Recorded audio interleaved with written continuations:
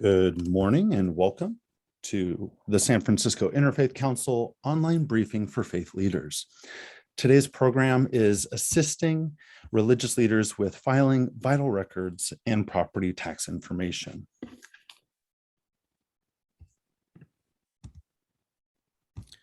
A special thanks. The San Francisco Interfaith Council online briefings are supported by a grant from MetaFund.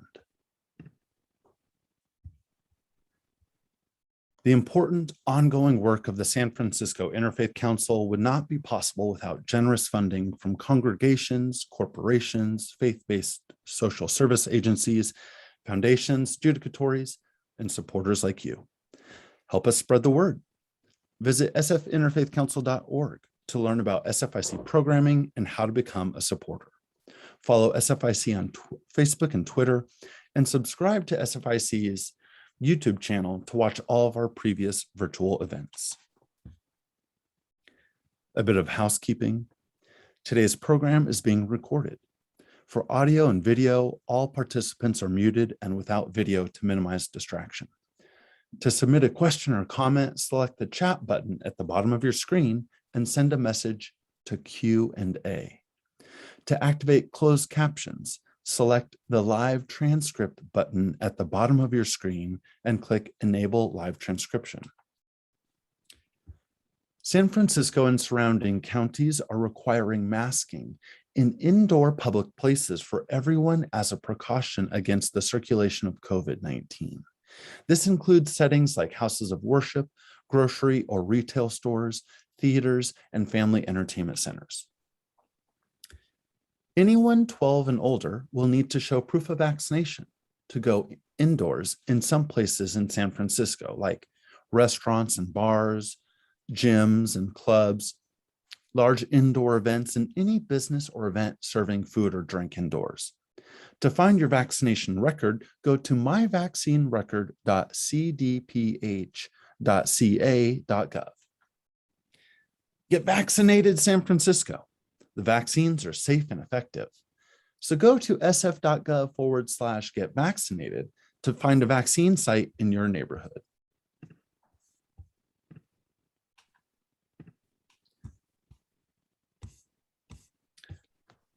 Together, San Francisco, we can stop anti-Asian discrimination, bias, hate, and violence. To report a hate crime, call the SFPD at 415-553-1133. And at this time, I'd like to hand the floor over to the Executive Director of the San Francisco Interfaith Council, Michael Pappas. Michael, the floor is yours. Thank you so much, Trey. Good morning. I'm Michael Pappas, and on behalf of the San Francisco Interfaith Council, I want to welcome you to this week's online briefing for faith leaders. This is our 60th program. It's difficult to believe since the beginning of the pandemic. One of the many roles played by the San Francisco Interfaith Council is that of assisting and advocating on behalf of congregation and religious organization leaders as they attempt to navigate the oftentimes complex and daunting bureaucratic requirements of city government. As State of California sanctioned marriage officiants and stewards of property, religious leaders are responsible for filing official, legal, and tax documents, such as marriage certificates and property tax exemption claims. For these reasons and more, the San Francisco Interfaith Council has historically valued its collaborative relationship with the San Francisco's Office of the Assessor-Recorder. This week's online briefing for faith leaders, hosted by the San Francisco Interfaith Council, welcomes newly appointed City and County of San Francisco Assessor-Recorder Joaquín Torres, who will shine a light on how his office may assist in facilitating the aforementioned requirements and discuss the importance and the implications of the upcoming ballot. At this time, it gives me great pleasure to welcome and introduce founder and past chair of the San Francisco Interfaith Council, the Venerable Rita Simmel, who will read the opening interfaith statement. Rita, the floor is yours. Thank you, Michael. Welcome, everybody. It's good to see you, even if it's only on the screen. This is an interfaith community. whatever our individual belief, it can be freely expressed here with no apologies. If we are invited to offer a prayer in this setting, it should be offered according to the tradition with which we identify. If we are invited to speak on a subject from the perspective of our tradition, we are free to do so without fear of offending those who come from another tradition. We come together as people of faith to learn from each other, that we might better understand the multiplicity of faith traditions in our city and in our world. Welcome, everybody. Thank you so much, Rita.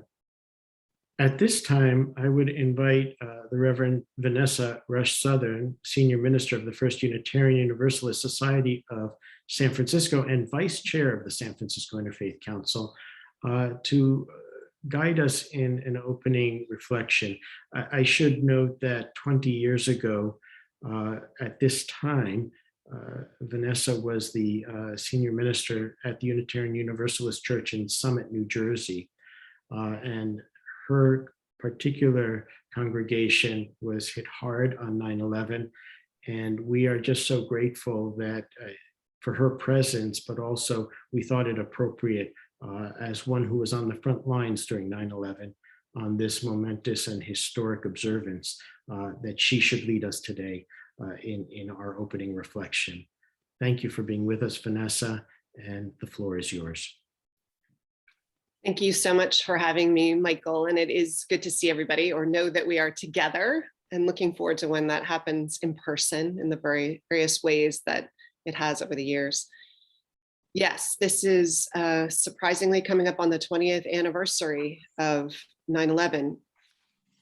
And that particular time was a hard one for the commuter suburb that I served. We didn't see 9 parents return home that day, and there were a number of grace-filled near misses of people that day who were actually taking their kids to the first day of school, and so were late, including my sister-in-law. So it's a fraught time to think back on, and a time much like this one that involved a lot of beginning to rebuild our sense of community and our sense of safety in the world.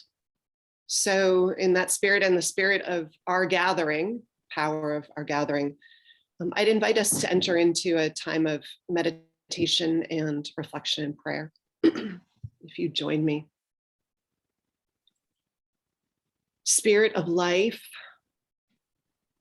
who endures, persists, weathers hardship, loss, enduring power that is with us in our struggles against constraints and through setback of ordinary and extraordinary times and circumstances. We give thanks for this morning, this day, priceless and beyond compare. We give thanks too for lives that survived all that life gave them to give us life, ancestors who endured much that we will never know and survived, who loved and lost and loved again, and left new life behind, and who left also institutions of church and state for us to step into and claim and steward in the building and rebuilding of the world. That's always ours to do for our time, until we also pass all of it, life and what holds it, on to the future. For this morning, for this day, for this life, for all who and what we love and serve with these hours of ours that are precious, with the grace-filled gifts we have been given. May all that we offer into this world build up and bind up what is good, beautiful, and true, against all that would try to tear it down or do it injury, so that love and courage always, through all the ages, endures. God, we know by so many names, and who is beyond naming, we give thanks for this day, for this life, for one another. And we stand particularly this moment and honor all those who stand visible and invisible, but with us this day, this week. Stand with courage and love. For this and all the prayers of our hearts that we bring into this day, we together hold them with love. Amen. Amen. Amen. And God bless you in your ministry and continue to inspire us as you continue to faithfully lead others in worship and in life. Bless you, Vanessa. You too, Michael, and everybody. Bless you all. Amen. Yesterday, I was on a Zoom conversation, not unlike this, and discussing the genesis of the San Francisco Interfaith Council and how, in fact, through the homeless situation of over 3 decades ago, it is arguable that the San Francisco Interfaith Council was called into existence by a call of city government to help respond to the homeless crisis. And as a result, so much of our work is closely tied to collaborations with City Hall and our civic partners and leaders. We are very blessed today to welcome the newly appointed Assessor-Recorder for the City and County of San Francisco, Joaquín Torres. I have known Joaquín for many, many, many years. Before he was with the Mayor's Office of Neighborhood Services, through his really inspired leadership at the Office of Economic and Workforce Development, and now in this new capacity, Joaquín is truly a public servant. He comes from a family of public servants, and he is a man of faith. And so he comes here in many capacities today, but today I asked him to come and specifically address how his office works directly with faith leaders in San Francisco, because this is what he will share today. Might be a little technical, but it will be of great benefit to our faith leaders. And before you start, you'll have to explain your background, Joaquín. Certainly. And just, Michael, before I begin, thank you very much for the welcome. And thank you very much to you, to Rita, to all of you with the Interfaith Council for all of the extraordinary work that you have done throughout this pandemic and before to bring us together in community and in these benevolent blessings that I think so many of us need with our hard hearts or hard minds, especially during times like these. Just to you, Vanessa, I just want to say many blessings and thank you for those words. I was there in New York on that day, all of those years ago, and I can't believe how long it's been. And I just thank you for the words of those who are visible and invisible here with us today, because that is so true. Behind me is the Kukska Monastery, which is a replica that I had found as I was seeking to have something behind me of significance throughout the pandemic. And this is a Benedictine monastery, the Kukska Monastery in the Pyrenees. And the reason I chose it was because it speaks to the principle of radical welcoming that the Benedictines espouse. And I just want to thank you for your radical welcoming of me and of all of us throughout these times to make sure that we're always welcoming each other in community and coming together. That is the work that I want to see government do, however technical it may be. The time, the patience, the care that's taken to make the technical and the obscure clear is very important to me. Because I know what it means to me or my family, you and your families, you and your congregations, you and your friends and partners. And this is why I like to do these sessions, to bring this work to you.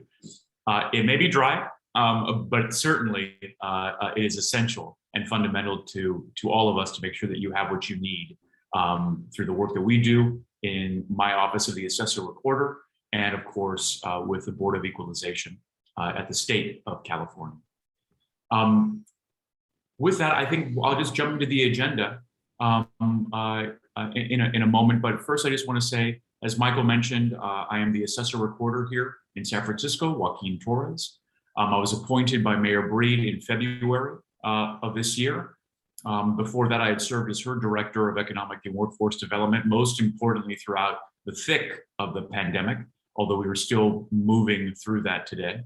And prior to that, I was lucky to serve as the Director of Neighborhood Services and Neighborhood Economic Development for the late Mayor Ed Lee. And before that, serving our Latino communities, LGBT communities, Native American communities, and districts 9 and 11 in the administration of Gavin Newsom when he was mayor here in San Francisco. And that has been an honor for me to serve so many extraordinary leaders, both visible and invisible, who are here with us today. With that, Holly Lung on my staff is going to help me move some slides forward, and I will jump into that.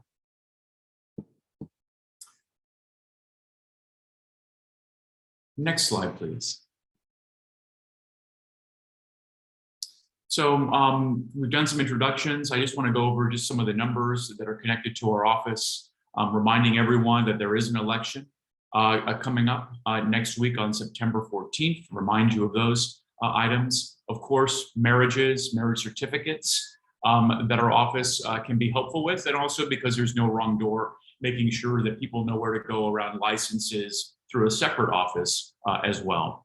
And then, of course, religious organization exemptions, making sure that everyone here is aware of the rules and guidelines and specifics of what must be done on a one-time basis versus on an annual basis, and making sure that people are aware generally of the vagaries associated with those rules, so that you can be connected to us and our office, and we can help you through that process.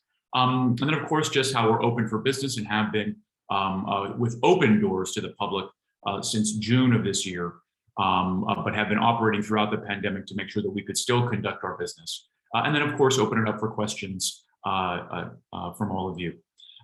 Next slide, please.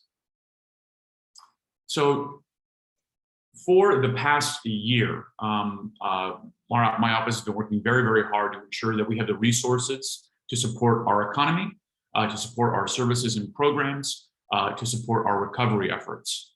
You can just see here that there's two sections to the office: the assessor side, the recorder side.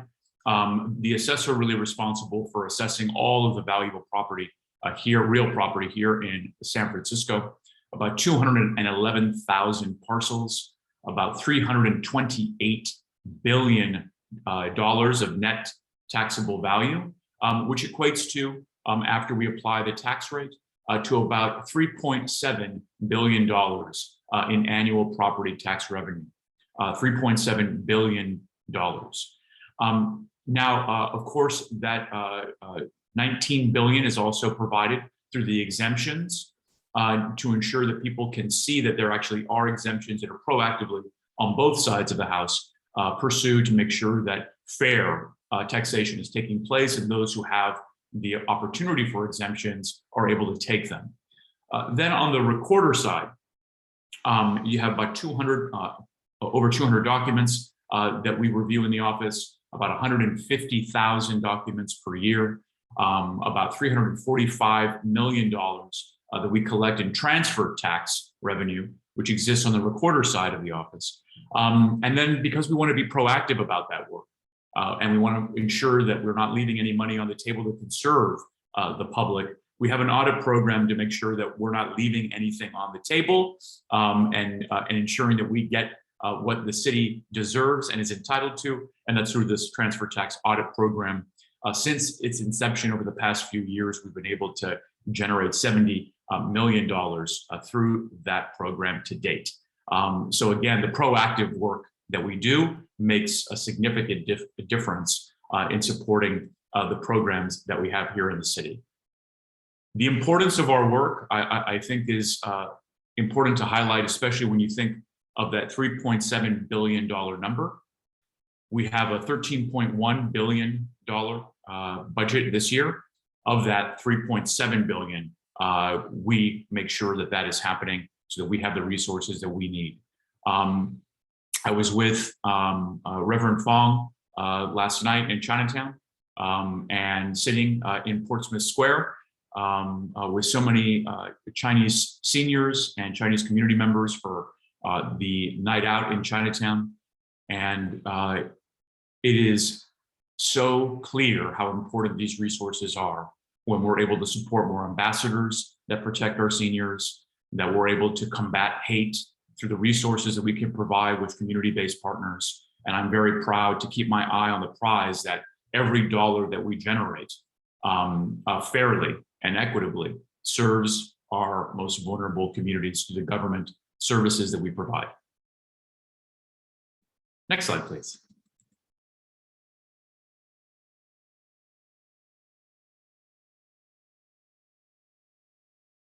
So, as I mentioned, next week, September 14th, there is a ballot that many of you and your congregates have received or should have received.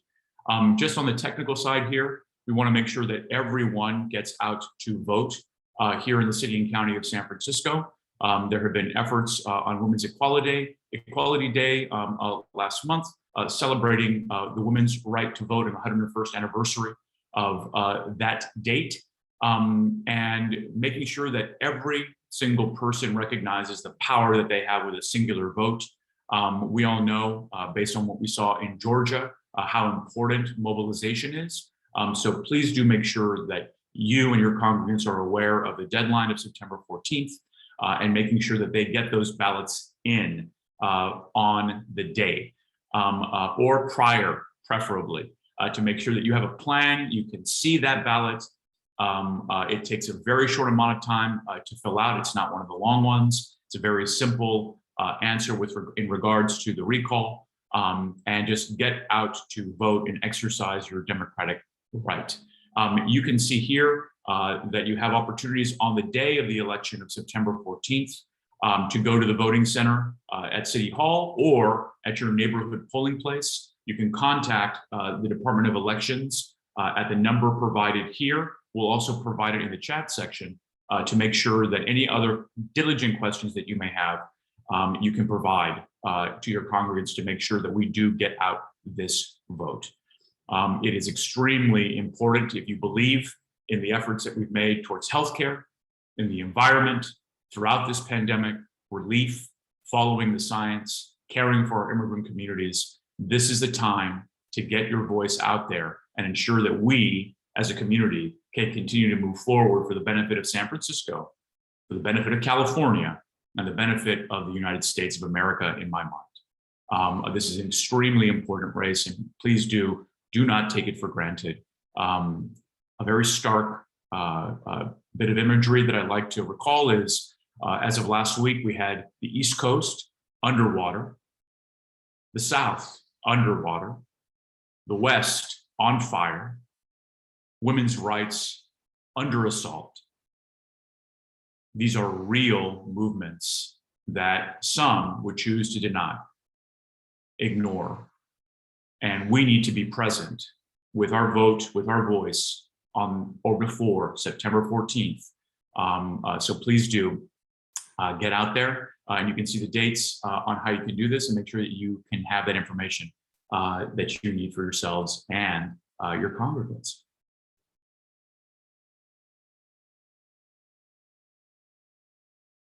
Just on the component of the question, do you support a recall or not? Making sure that you do take the time to read that language so you know exactly which direction you're moving in. Next slide, please. So, marriage and civil ceremonies. Here are some of the FAQs that we typically have. I wanted to go over some of those. The differences between a marriage license and, of course, move on to the filing of tax exemptions for religious organizations. On June 9th, as I mentioned, in June, we reopened, and there was a great request for marriage licenses, which are handled through the county clerk. And it's interesting to note that during the COVID and when the doors of City Hall were closed, we had a drop in marriage certificates being recorded, and that was a decrease of over 6,000 certificates compared to the previous year of 2019 to 2020. We had 10,000 in 2019, 3,800 in 2020, so a huge drop. And many people are often asking me and my staff what the differences are between what my office does in relationship to marriage and what this county clerk's office does in relationship to marriage. As state-sanctioned marriage officiants, you know that couples apply for a marriage license to get married, and once they've completed the ceremony, the license is then recorded, and that marriage then becomes official. The county clerk's office is responsible for administering the marriage license itself. And then my office is responsible for recording once the vows have been taken and the officiating has been concluded. And then we provide copies of those marriage certificates after that ceremony concludes. So just some basics, how do couples apply for a marriage license? Those are issued by the county clerk. Their offices are located in room 168. And then as always, if it's easier to reach out to 311 to get their information, you can do that. Or you can go on to the sfgov.org website and go into the search function and just put in marriage license county clerk, and you'll also be directed there as well. Again, there are many doors to come to the right place.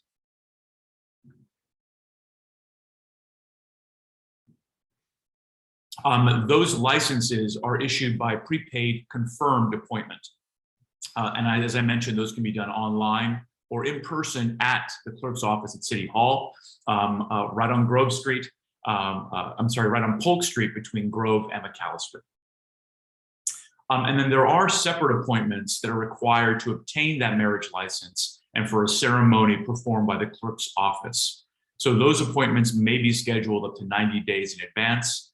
As of July 1st of this year, the fee for that marriage license is $113. So again, the appointment scheduled 90 days in advance. As of July 1st, 2021, that marriage license fee is $113. What are some of the requirements to be legally married in California? Couples must apply for and pay for a marriage license that's issued by the county clerk, that both parties must be present to file the application. The ceremony must take place in California within 90 days of you receiving that marriage license from the county clerk, and that ceremony must be performed by an authorized person under the California Family Code. So again, making sure that people are aware of those timelines, what the separate functions are, where you need to go, just a lot of steps to be cognizant of. Pretty straightforward, even though they are technical, but just be certain that people are aware of those steps that they may take, and encouraging people to ask questions to make sure that they're clear about what their next steps and responsibilities are, either as officiants or as the couples that are being married. So what is the difference between a public and confidential license is something that comes up. The confidential piece is something I was speaking with Diane Rhea yesterday, who's a county clerk, and they're working on phasing some of those out. But there are some people who simply want to have that be a confidential process that is not able to be seen by the public, and that the licenses and that the certificates themselves are also confidential, which requires a different process and different steps. No witnesses are required for the confidential, and people have their individual reasons for wanting to select that option. On the public side, the public license, that is a public record that allows you to have the ceremony anywhere within California, and couples are required to have at least one witness that's present during that ceremony. As I mentioned, the confidential license requires that both properties be living together prior to applying for that license. You're also allowed to have that ceremony anywhere in California, and no witnesses are required. And again, both types of these are legally valid. On our side, in the Assessor-Recorder, some of the questions that we're often asked are, how soon after the ceremony do I have to return the license? Where do I go to record it? Again, have people make use of it on the day if they so choose. I know that usually you don't want to have to deal with any more bureaucracy after you've taken your vows, but if you want to get things done quickly, we encourage you to come on by and see us and see if we can take you in on the day to take care of you. It's within 10 days of the ceremony that the marriage license must be signed by all interested parties and returned by the person who is solemnizing the marriage to the recorder's office. And that is right there in City Hall on the first floor, right on your right as you walk in the building, room 190. It's also important that when you're filling out the license, please do not alter, do not strike over, write over, erase, use correction fluid, tape, don't write or type over pre-printed lettering or dashes on the license. Any amendments that take place on separate pieces of paper that are then attached to the certificate when those are chosen to be taken care of. So please, please, please just ensure that people are taking that part seriously so we can make sure that we're not causing anyone more problems than are absolutely necessary through this process. You can return that license in person after hours with the drop box that we have over on Grove Street at City Hall or by mail. And there's no fee for recording of that license. And again, please, please be sure to securely package that for processing. And then the marriage becomes official once our office has received that completed vital record. So how do I obtain a copy of that public marriage certificate? And how soon after am I married can I obtain a copy? On the confidential side, you go to the county clerk's office and they can guide you through that process. On the public certificate side, you can order copies 10 days after the document has been recorded by my office. You can request that copy in person, by mail, or through our new online tool that we have on our website, sfassessor.org. It's a brand new tool that we just launched this month that allows you to go online and take care of that without having to do all of the paperwork. Even though it's a little bit easier now, not having to print that out, you can take care of all of that online. So please be sure to read over and fill out our marriage certificate request form. And we can take care of you that way. I'm proud of this little tiny change because it just makes things simpler. We don't have to go to a third party to deliver that service, and that means the turnaround time for you is so much faster into 1 to 5 business days instead of longer. Next slide, please. So moving on to the exemptions for religious organizations. This gets nitty-gritty, as I think many of you know. So we won't go too deeply into it, but it will go there a bit. So these are the frequently asked questions that we have for property tax exemptions for religious organizations. And I just want to remind everyone that property taxes are a matter of state law, which is addressed in the California Constitution and the Revenue and Taxation Code. That is what guides and provides the parameters for the actions that I take and what my ministerial responsibilities are as the Assessor-Recorder in accordance with the state of Constitution and that code. I take that very seriously, and I'm also loving diving into the intricacy of what the law provides for in this matter. So no property is automatically exempt from property tax. That means that every organization that can qualify for an exemption must apply for, and in some cases, maintain the exemption with annual filings. So the type of exemption that may be claimed is determined by the manner in which the exempt organization uses the property, so the use. That leads to some of the questions that come to my office. Which exemption or exemptions does our religious organization qualify for? So there are 3 statutory exemptions that provide for the exemption of property uses for religious worship and religious purposes. So worship and purposes. Church exemption, religious exemption, and the religious aspect of the welfare exemption. So most religious organizations qualify their property for the exemption under church exemption because it's used, that property is used exclusively for religious worship. Now, state law considers those typical church activities that qualify for that exemption, the church exemption, to include regularly scheduled worship services, sacramental activities such as baptisms, confirmations, bat mitzvahs, weddings, funerals, incidental and necessary uses of the property that support primary worship use, administration, business meetings, instructional sessions, property owned by the church and needed to park cars of those who attend worship. Churches that use their properties for religious worship and operate schools may then be eligible for the religious exemption. The school must be owned and operated by the church, and the schools must be of less than collegiate grade. So that means, grades 12 or under. And then the third type of exemption is the catch-all that covers the greatest number of uses available for property beyond the religious worship and the school's scope and uses. That's the welfare exemption, which is used by many nonprofits and charitable organizations across the county and the state.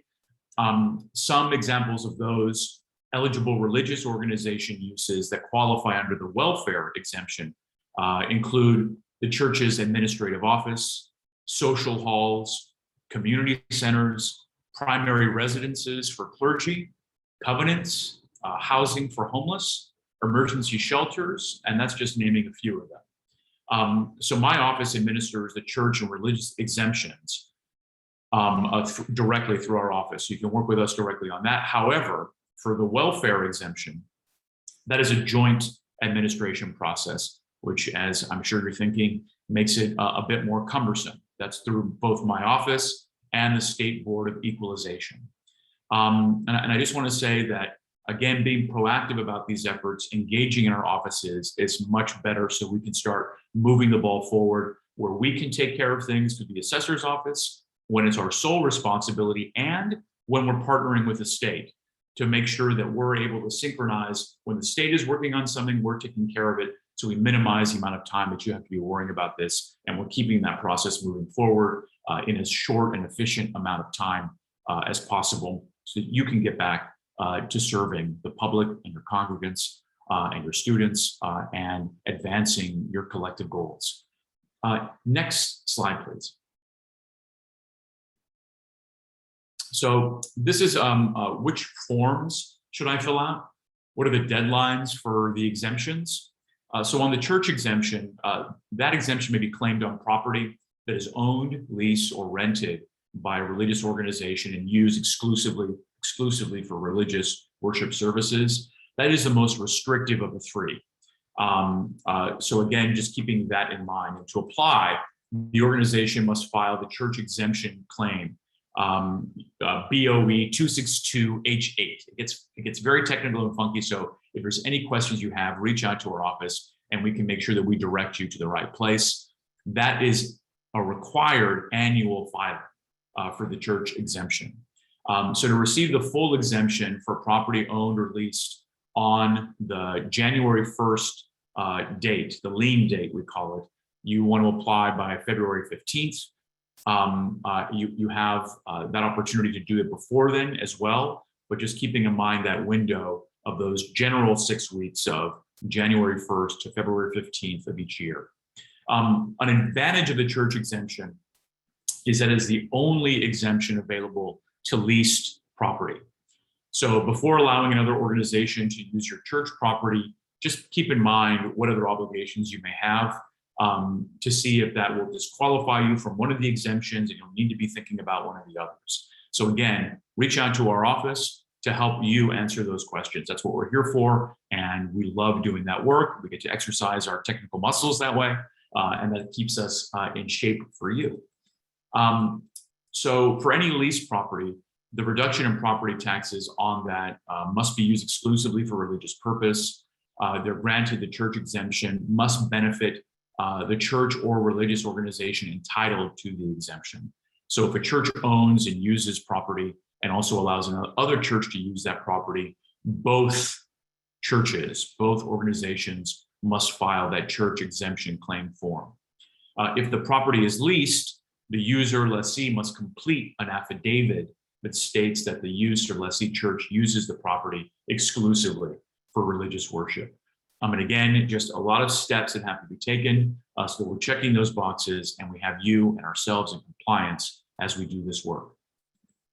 On the religious exemption, that's a property owned by a religious organization that uses its property for both a place of worship in a school, as I mentioned, only for school purposes, does not qualify for the religious exemption, but that may qualify for the welfare exemption.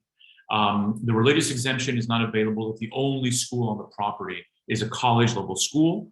And it is available for if the church operates a college level school and schools of less than college level on the property. So an example, conducting worship services and operating a church school on its property. The church owns that building, a dining social hall, a gym, ball fields, parking, classroom buildings. The church conducts worship services in the church building and operates a K through 12 school on the rest of the property. That organization can file for the religious exemption for its real and personal property. You come and visit us to find that correct form, fill that out. And on that case, you only need to apply one time for the religious exemption. Once that is granted, that remains in effect until the property is no longer eligible, meaning that use changes in some significant way that triggers an event that requires us to re-review.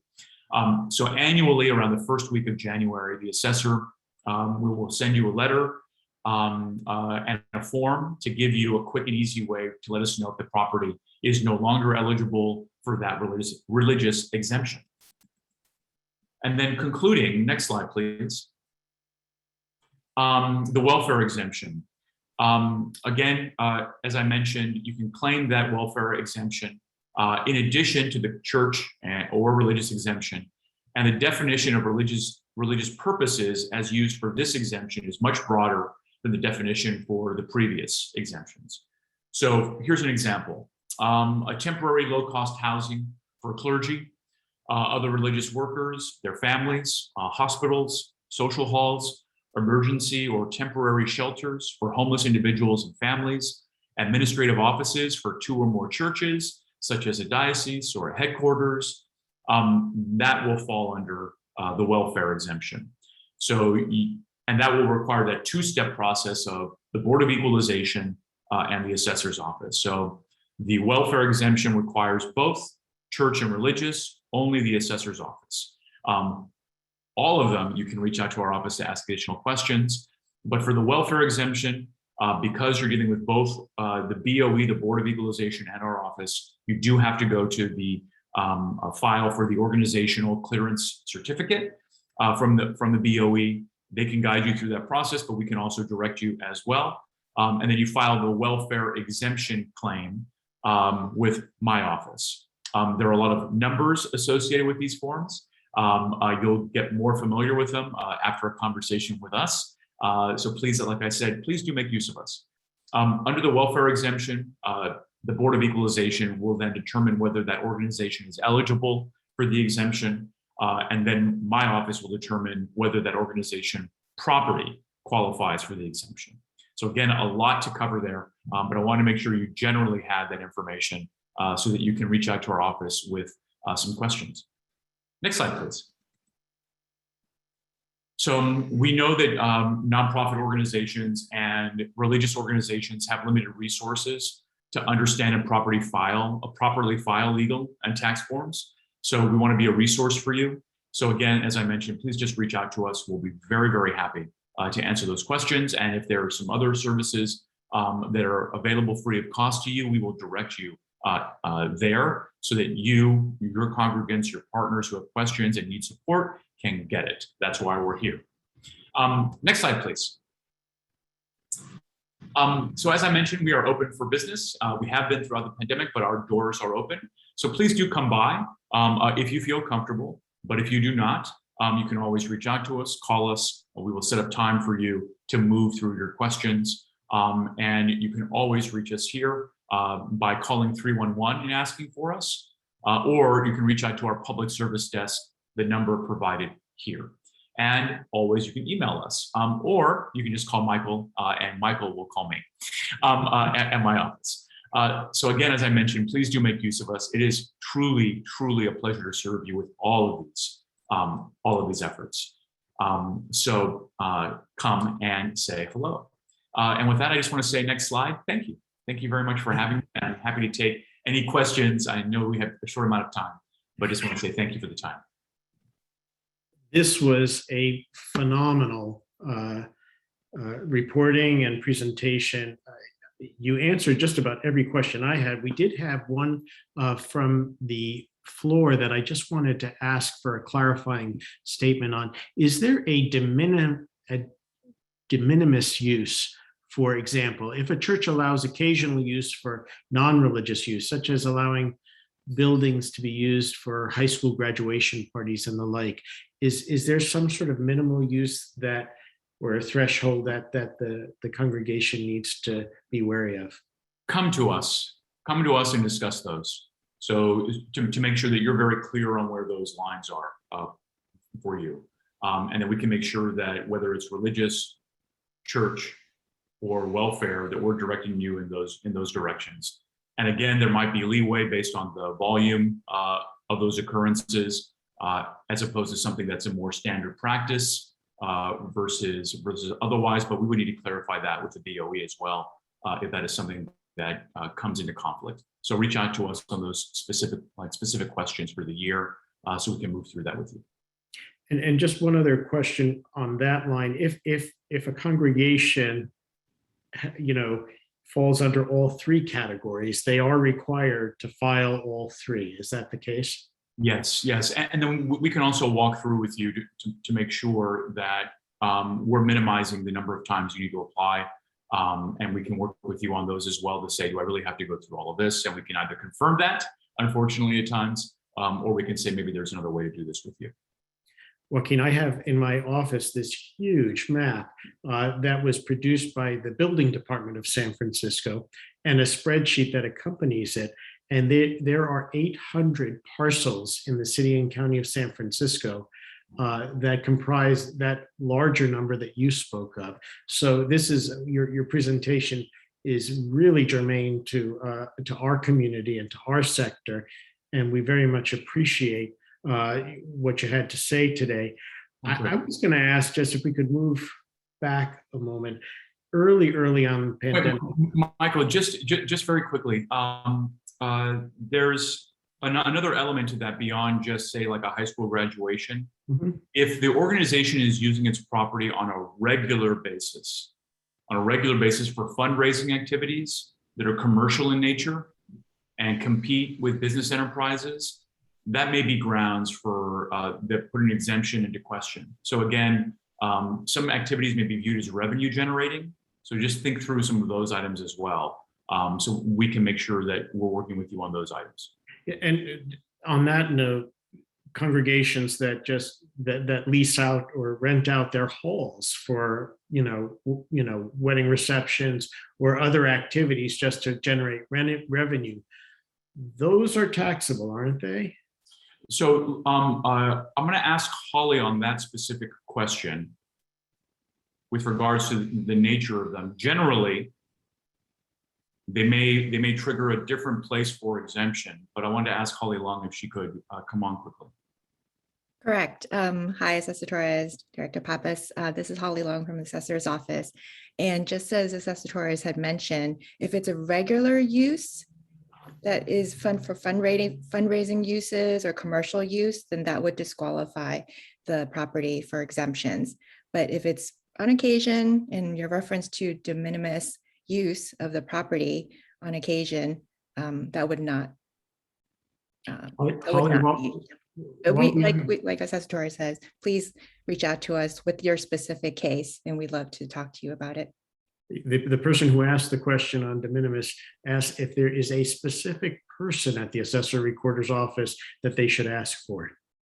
Yeah, There are two ways, right? So simply you can reach out to my office and connect with Holly Long. Secondarily, you can reach out to our public service team and just ask for Derek Nin, who leads the public service team, and he can help direct if there's more in-depth questions that need to be answered through our staff. He's an exceptional director of public service for our office, which handles the front desk and so many other questions around exemptions. Excellent. I just wanted to ask you what it has been like to do your job and started in the midst of a pandemic. And I'm going to ask that question in the context of an experience I had with your predecessor. Early on, when City Hall closed its doors, I received a very late night call from a rabbi who had gotten an extreme request from a health professional, frontline health professional, who was concerned about, her future and wanted to get a petition for a marriage license, but the doors of City Hall were closed. And so, there were measures that needed to be taken in order to get there. And are there stories that you've had in the context? I know I've called you probably a half a dozen times in the midst of all of this, but what's it been like? And what have been your greatest joys and challenges? That's a lovely question, Nicole.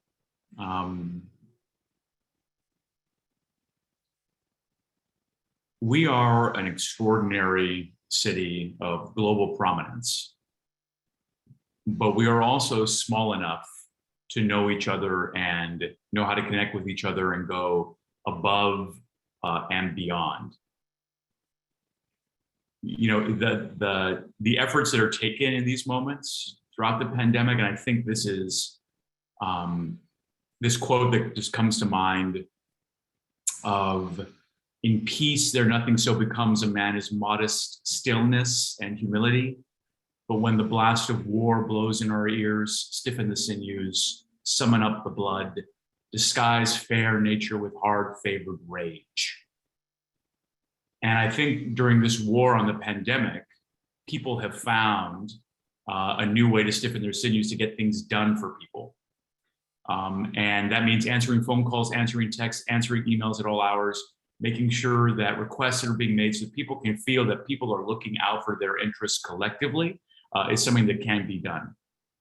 That was the day-to-day as Director of Economic and Workforce Development with so many of my colleagues who were working 24/7, trying to figure out the best framework for getting things done, how to deliver resources, who the partners could be, setting up hotels for the homeless, setting up street teams on the ground, getting testing sites popping up in communities that were resistant to doing so, getting information out there in every single possible way, and leveraging every single community contact that we had to change any perception that people might have had that government was not present or listening to them, city and county. And I think just being present on the ground and visiting people and having those offhand conversations and bringing them back into the rooms with my colleagues, that was an extraordinary thing to do. Something as simple as, is a business aware of the signage that should be presented to them in this hotspot area where we know people might not be aware, or the idea was that people might not be aware of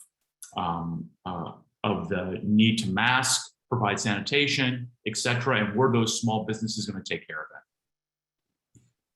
And I remember I was living in the Excelsior, and I walked up to Casa Loma, which was a little Mexican corner market. And I went and I grabbed down at Moscone Center the signage, et cetera, and I brought it down to them. And within a day, they had everything masked, they had all the equipment up, they had the sanitizer out there. And it just goes to show that when you meet people with information, they will act.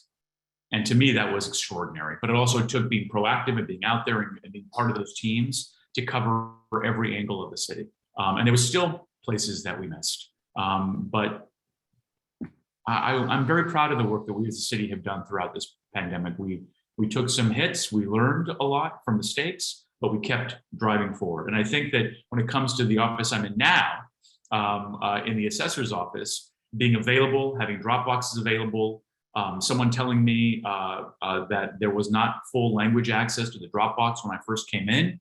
We had that change within 7 days for all of the languages. The first couple of languages happened within 24 to 48 hours to make sure those changes were available. When people in the office have reached out and said, I wish we had another message beyond just compliance, we got the signage that said, I take care of you, you take care of me, by wearing these masks when we had to reinstate mask compliance indoors. And I think just the level of work that people have done throughout the pandemic, coming into the office every single day throughout the pandemic to make sure that we were functioning, that's been extraordinary to see. On the recorder side, on the public services side, that's been very inspiring that people have not batted an eye, come in every day and done their work.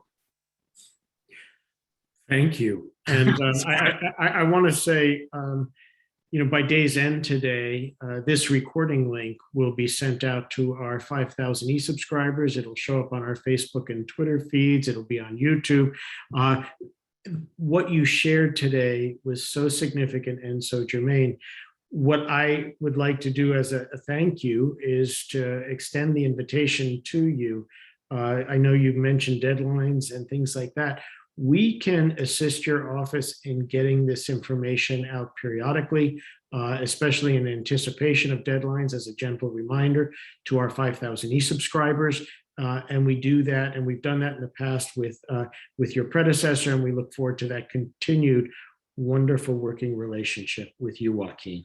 Thank you so much, Michael, and to all of you at the Interfaith Council for the time, for the confidence, and always for the radical welcome and support that you provide to me and to so many others here in the city.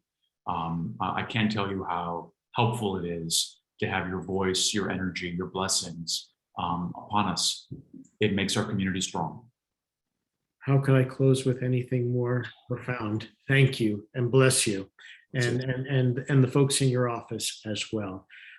This brings to a conclusion today's program. We would invite you to join us on the 23rd of September at 8:30 a.m. when we will welcome Jean Castro Rodriguez, the Director of Survivor Policy Training and Resource Center at the University of San Francisco, as well as Lisa Ortiz, Director of Victim Services Policy and Community Engagement in the Office of the District Attorney, who will present on victim listening sessions.